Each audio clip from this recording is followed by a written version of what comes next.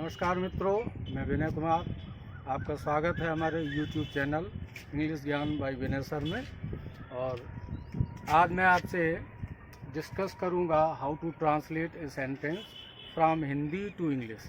हम देखेंगे हिंदी के वाक्यों को जब अंग्रेजी में ट्रांसलेट करते हैं तो बेस कहाँ से लेंगे। बिल्कुल बेसिक पॉइंट देखेंगे आप। हमने यहाँ पे नोट कर रखा है ट्रांसलेशन, लेकिन अब इसमें हमें एट फर्स्ट स्टेप क्या लेना है। पहला स्टेप क्या होगा, सेकंड क्या होगा, थर्ड क्या होगा। मतलब हमें क्रमशः एक एक करके छोटी छोटी चीज़ें, बिल्कुल बारीक चीज़ें क्रमशः देखेंगे। तो यहाँ पर क्या है कि ट्रांसलेशन के लिए हमारा पहला जो स्टेप है वो पहला स्टेप होगा कि हमें सब्जेक्ट पता होना चाहिए। ठीक है ना, क्या पता होना चाहिए? सब्जेक्ट, सेंटेंस का सब्जेक्ट क्या है। और सेकंड, हमको वर्ब की जानकारी होना चाहिए। और वर्ब में खास तौर से हम ब्रैकेट में नोट कर लेंगे फॉर्म। ठीक है। इसके बाद में तीसरे स्टेप पे हम आएंगे। हमको जानकारी होना चाहिए ऑब्जेक्ट की, ऑब्जेक्ट क्या है। और उसके बाद जो कुछ बचेगा उसे हम OW करके नोट कर लेते हैं। अगर हम पूरा इसको कहेंगे तो हम अदर वर्ड्स भी इसको कह सकते हैं। ठीक है ना, अदर वर्ड्स। तो स्टेप में हमारा फर्स्ट ये हुआ, सेकंड ये हुआ, थर्ड ये हुआ, फोर्थ ये हुआ। अभी हम ट्रांसलेशन नहीं कर रहे हैं। ट्रांसलेशन करने से पहले क्या क्या हमको समझना है उस पर बात करें। Step 1, we should know the subject. पहला स्टेप है हमें सब्जेक्ट पता होना चाहिए, यानी कर्ता पता होना चाहिए। सेकेंड स्टेप में हमको वर्ब का फॉर्म कौन सा लगेगा अकॉर्डिंग टू द टेंस, जो भी टेंस होगा, या टेंस के अलावे भी बहुत सारे रूल्स हैं ट्रांसलेशन के, तो वहाँ कौन सा फॉर्म चलेगा। थर्ड नंबर पे ऑब्जेक्ट हमको चाहिए।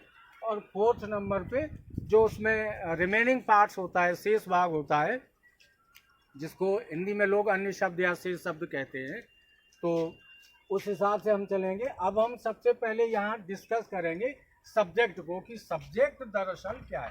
क्योंकि 4 स्टेप हमने नोट किए, अब चारों में क्रमशः इनको हमें देख लेना है कि ये है क्या। तो फर्स्ट हमारा होगा, अभी हम इस पे बात करेंगे सब्जेक्ट पे। सब्जेक्ट क्या है, ठीक है ना। तो सबसे पहले आप देखिए इसकी ग्रामेटिकल डेफिनेशन क्या है, व्याकरण में इसकी परिभाषा क्या है। व्याकरण कहता है कि सेंटेंस के 2 पार्ट, सब्जेक्ट और प्रेडिकेट होते हैं। फर्स्ट पार्ट होता है सब्जेक्ट, सेकंड होता है प्रेडिकेट।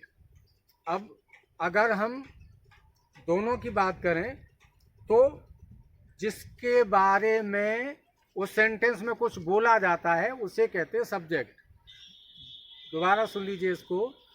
किसी भी सेंटेंस में 2 चीज़ें होती हैं, एक कोई ना कोई बात बोली जाती है, और दूसरी बात वो बात किसी के बारे में बोली जाती है।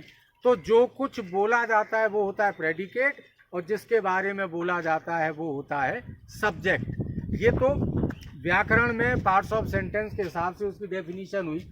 यहाँ पर हमें थोड़ा देखना होगा कि ट्रांसलेशन के लिहाज से सब्जेक्ट क्या है, कैसे ढूंढेंगे, कैसे समझेंगे कि ये सब्जेक्ट है।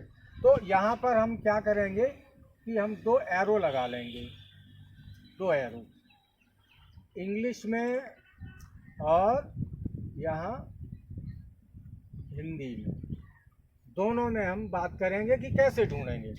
तो इंग्लिश का जो सेंटेंस है उसमें सब्जेक्ट कौन होगा, कहाँ होगा, उसे जानने के लिए आपको एक क्वेश्चन उसमें लगाना पड़ता है, हु। ठीक है ना। एक तो इंग्लिश के सेंटेंस में जब आप क्वेश्चन कर देंगे हु, तो आपको पता चल जाएगा सब्जेक्ट। और हिंदी के सेंटेंस में जब आप क्वेश्चन कर देंगे कि कौन या किसने, तो आपको पता चल जाएगा कि इस वाक्य का कर्ता कौन है, इस वाक्य का सब्जेक्ट कौन है। और हिंदी और इंग्लिश दोनों में ही आप ध्यान रखिएगा कि सब्जेक्ट ऑफिन, प्रायः आगे आता है। चाहे इंग्लिश का सेंटेंस हो, मोस्टली उसमें भी आगे आता है। हिंदी का सेंटेंस हो तो उसमें भी सब्जेक्ट आगे आता है।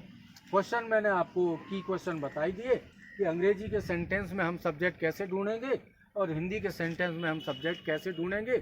आप चाहें तो इसका एक स्क्रीनशॉट ले सकते हैं।